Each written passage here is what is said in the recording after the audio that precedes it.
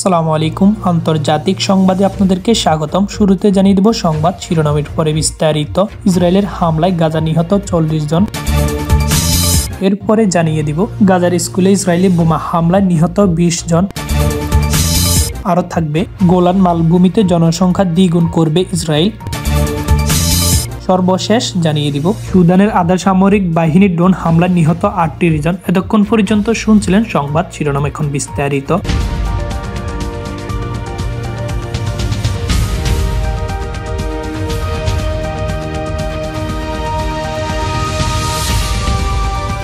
December Gaza বেসামরিক প্রতিরক্ষা সংস্থা বলেছে রবিবার ফিলিস্তিনি ভূখণ্ডে জুড়ে ইসরায়েলে হামলা বেশ কয়েকজন শিশু, আল জাজিরা একজন টিভি ক্যামেরাম্যান ও 3 জন উদ্ধারকারী কর্মী সহ অন্তত 40 জন নিহত হয়েছেন। কাতার ভিত্তিক নিউজ চ্যানেলে আল জাজিরা বরাত দিয়ে ফিলিস্তিনি ভূখণ্ডে গাজা থেকে বার্তা সংস্থা এএফপি জানিয়েছে, মধ্য গাজা উপত্যকায় নুসিরাত শরণার্থী শিবির লক্ষ্য করে চালানো ইসরায়েলি বোমা হামলায় চ্যানেলটির ক্যামেরাম্যান আহমেদ আল্লুহ নিহত হয়েছেন। সিভিল ডিফেন্সের মুখপাত্র মাহমুদ বাশাল নিশ্চিত করেছেন যে নুসিরাত ক্যাম্পে সিভিল ডিফেন্সের সাইটকে লক্ষ্য করে চালানো এই হামলা লুহ নিহত হয়েছে। এছাড়া এই হামলা উদ্ধারকারী সংস্থার 3 জন সদস্য নিহত হয়েছেন। ইসরায়েলি সামরিক বাহিনী এক বিবৃতিতে লুহকে হত্যা করার বিষয়টি নিশ্চিত করে দাবি করেছে। তিনি ইসলামিক জিহাদের সদস্য ছিলেন এবং গাজায় হামাসের পক্ষ লড়াই করার হামাস গোষ্ঠী আগে প্লাইটুন কমান্ডার হিসাবে কাজ করছেন। ইসরায়েলের সামরিক বাহিনী আল জাজিরা সাংবাদিকদের হামাস বা তার সহযোগী ইসলামিক জিহাদের সাথে যোগসূত্রে অভিযোগ করে আসছে, তবে আল জাজিরা দৃঢ়ভাবে এই অভিযোগ নাকচ করে জানিয়েছেন ইসরায়েলি পরিকল্পিতভাবে গাজায় তার কর্মীদের উপর লক্ষ্য করে হামলা চালাচ্ছে। ইসরায়েল আল জাজিরা নেটওয়ার্ক নিষিদ্ধ করার জন্য আইন পাশ করছে।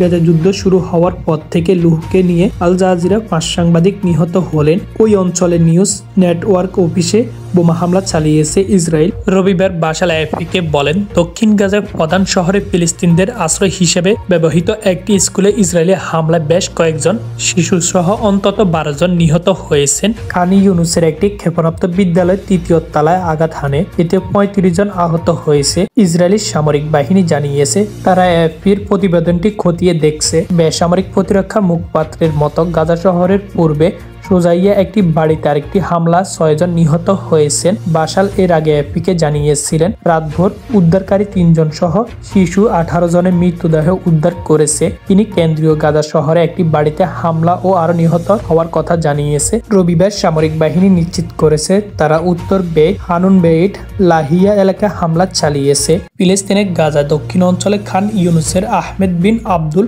আজিজ বিদ্যালয়ে বোমা হামলা চালিয়েছে ইসরায়েলি বাহিনী। এতে শিশু সহ অন্তত 20 জন নিহত হয়েছেন, খবর আল জাজিরা। জাতিসংঘের ফিলিস্তিনি শরণার্থী বিষয়ক সংস্থা খান ইউনুসের পশ্চিমে নাসের মেডিকেল কমপ্লেক্স পাশে অবস্থিত আহমেদ বিন আব্দুল আজিজ বিদ্যালয়টির পরিচালনা করেন। প্রতিবেদনে বলা হয়েছে, উত্তর বেইত হানুনে ইসরায়েলি আরেকটি বোমা হামলায় খালিল ওয়াইদা বিদ্যালয়ে অন্তত 43 জন নিহত হয়েছেন। হামাস নিয়ন্ত্রিত গাজা স্বাস্থ্য মন্ত্রণালয়ের তথ্য, গাজায় 14 মাস ধরে যে যুদ্ধ চলছিল, যুদ্ধে ইসরায়েলি হামলায় 40,976 জন ফিলিস্তিনি নিহত হয়েছে।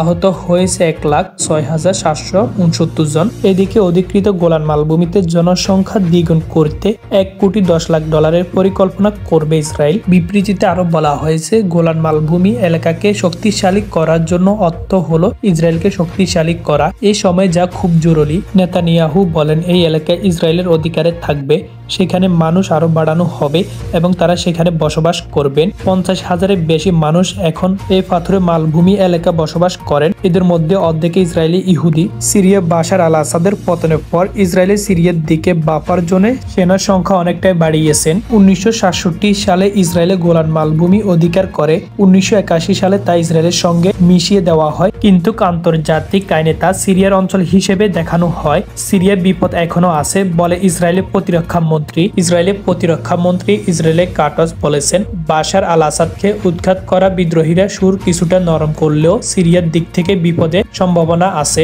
ইসরায়েল জানিয়েছে তারা এখানে স্থানীয়ভাবে থাকবে না, এটা তাদের নিরাপত্তা নিশ্চিত করতে একটি সামরিক ব্যবস্থা। সূত্র ডয়েছে বেলে। 16 ডিসেম্বর সুদানের দারফুরের পশ্চিম অঞ্চলে আধা সামরিক বাহিনী এক ড্রোন হামলায় নিহতের সংখ্যা কমপক্ষে 38 জনে দাঁড়িয়েছে। স্থানীয় কর্মীরা এর আগে সংখ্যা সংশোধন করে নতুন এই সংখ্যা জানায়। সোমবার সন্ধ্যায় দক্ষিণ অঞ্চলের 2 গ্রামে ইসরায়েলি হামলা অন্তত 11 জন নিহত খবর পাওয়া যায়। ইসরায়েলি প্রতিরক্ষা বাহিনী IDF এর দাবি, চুক্তি লঙ্ঘন করে ইসরায়েলের সেনারা লক্ষ্য করে হামলা চালিয়েছে হিজবুল্লাহ। এর জবাবে তারা পাল্টা হামলা চালিয়েছে। তবে IDF এর এমন অভিযোগ প্রত্যাখ্যান করে হিজবুল্লাহ। চুক্তি অনুযায়ী লেবাননের সামরিক ও বেসামরিক বা অন্যান্য রাষ্ট্র লক্ষ্যবস্তুর বিরুদ্ধে ইসরায়েলে কোনো সামরিক অভিযান চালাবে না। এর বিপরীতে হিজবুল্লাহ ইসরায়েলে কোনো হামলা চালাবে না। লেবাননের অন্য কোনো সশস্ত্র গোষ্ঠীও যদি ইসরায়েলের হামলা চালাতে চায়, সেখানেও প্রতিবন্ধকতা তৈরি করবে হিজবুল্লাহ। ইসরায়েলের দাবি, তারা আন্তর্জাতিক আইনের প্রতি শ্রদ্ধাশীল।